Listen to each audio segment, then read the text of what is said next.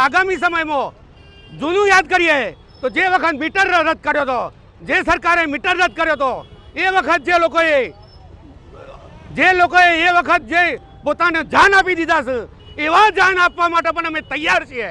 અને જે વખત અમે શહીદો, જે વખત અહીંયા આપણા સાબરકાંઠાના શહીદો 5 શહીદો થયા હતા, એવા અમે 51 શહીદો છે. પણ 1 ઇંચ જમીન આપવા માટે અમે તૈયાર નથી. અને જો થશું તો અમે ગામે ગામ જે શહીદો થયા હે, જે શહીદોને મારવા હોય તો મારી નાખો, જે કરવું હોય ખેડૂતોને મારી નાખો, જે કરવું હોય કરો, તમારે છૂટ છે. પણ અમારા ઘેરથી મહિલાઓ એટલી તૈયાર છે કે અમારા માટે પણ એ જાન આપવા માટે તૈયાર છે. એટલે સરકાર એટલું સમજી લેજો કે ભાઈ આ સારું થતું નથી. અત્યારે તમે 1 ગુંઠો જમીન લેવો હોય તો મળતો નથી. 1 ગુંઠો જમીન લેવી હોય, અત્યારે 1 એકર જમીન લેવી હોય તો ડુંગરોમાં પણ જોઈ જમીન નથી. એટલે આ લોકો એવું સમજે છે કે તમારો ભાવ વધે.